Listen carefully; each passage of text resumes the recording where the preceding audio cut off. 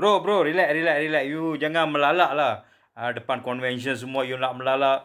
Nak bubarkan parlimen lah. Macam-macam cerita. Biasanya orang yang melalak ni, dia menegakkan benang yang basah. Maksudnya dia buat kesilapan. Sebab tu nak tutup dia punya kesilapan dan kesalahan, dia melalak, dia menjerit.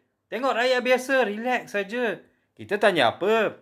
Malas, meluat nak tengok bakal muka ex-PM ni. Bubarkan parlimen lah. Apa yang susah sangat? Semalam dulu kau bising-bising. Sampailah kau tak announce pun. Ni, kalau you betul-betul gentleman lah ni, bakal ex-PM ni, kau bubarkan parlimen lah. Biar rakyat yang decide. Mau tanya dua soalan sajalah ini. Yang melalak. Biasanya melalak dari dulu lah. Dari sejak zaman reformasi guling-guling atas jalan punya tu. Tak ada benda faedah pun diorang buat. Dah jadi pemerintah ni. Mau tanya dua soalan saja. Ini UEC ni punya, lu punya apa? Ini Malaysia punya kah? Lu bapak punya syllabus kah? Itu syllabus dari Taiwan. Dan nombor dua. Mengapa setiap tahun sebab takut sangat dengan DAP ni, orang bagi peruntukan million untuk sekolah persendirian. Bukan kita jealous. Dia orang pun tak respect syllabus kat Malaysia.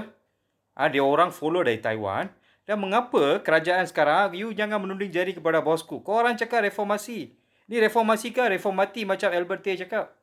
Memang kita pun nampak macam reformati lah. Thank you lah Albert Tay. Guna satu frasa baru tu. Memang betul lah ni.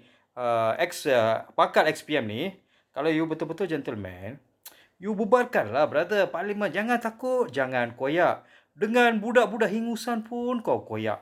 Janganlah sensitif. Janganlah jadi budak-budak Ribina. Kanak-kanak Ribina. So kita harap ini kita punya bakal ex-PM ni, dia akan bubarkan parlimen. Kalau you tak bubar pun, kita pun dah tahulah. Kau memang dah takut lah. Kau akan kalah terus lah. Tak apalah, kita tunggulah. Kita nak tengok kehancuran kerajaan Madani yang dikatakan kerajaan pintu belakang.